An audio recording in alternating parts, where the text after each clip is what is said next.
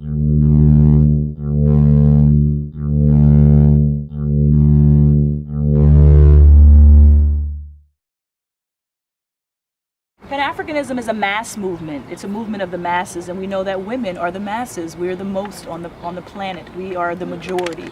So women are at the forefront of the movement. They're the base of it. If women aren't empowered, if women aren't educated, if women aren't organized, we're not going to move forward as a people. So women is very important part of that equation. Women have to be involved in every step of the work, from the conceiving of the ideas, not just carrying out the work, which is what women do a lot of, right? We make sure that things get done, but we're not in the rooms saying what's going to happen, conceiving the ideas, writing the plans, writing the script, creating the architecture, the design. I think women have to be at the level of leadership.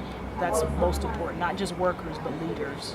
You know, since the beginning of slavery, there's always been leaders. I think there's always been a group of Africans who knew who they were and who didn't succumb to slavery and succumb to these lies about who we were. So even looking at this Weeksville story, right? These were men in the 1830s, 1840s who had an African identity, who knew who they were, and who said, you know what, we're going to create our own community so that we could grow up, we can raise our children, we can educate ourselves, we can worship free of racism, free of oppression, and we can do it for ourselves. So if you look at our history, I think we're always women and men who fought.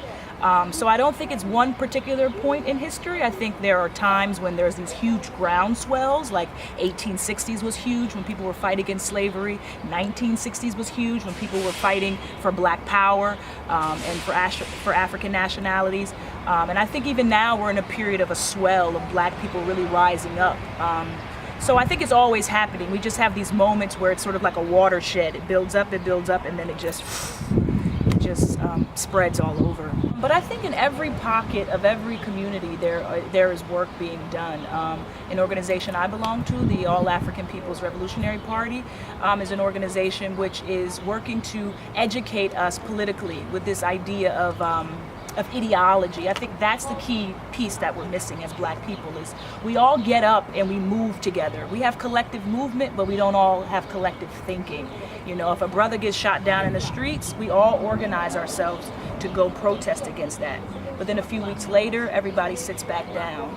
And I think that's because we don't have a vision, we don't have the thinking, we don't have the ideology which says, okay, this is happening, and now we have to do this to organize ourselves. So I think we need organizations which are talking about political education, organizing, building organization, right? So that these movements just don't come and go, but that we're building institutional bases, like this museum, for instance.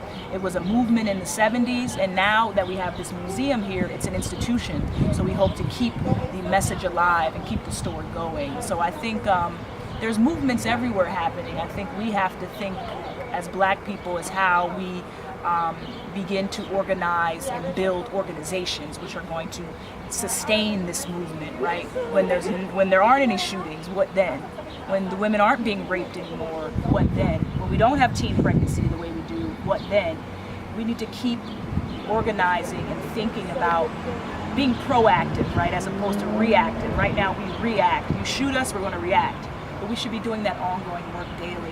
What is that we need to do for our kids, for our women, for our men? That daily kind of work that's unceremonious, right? The daily kind of grind, not just the protest and the movement, which is very exciting and glamorous, right, to be out there with the people, but it has to be day-to-day work like you're doing on a day-to-day basis. People maybe don't know who you are, but you're doing the work.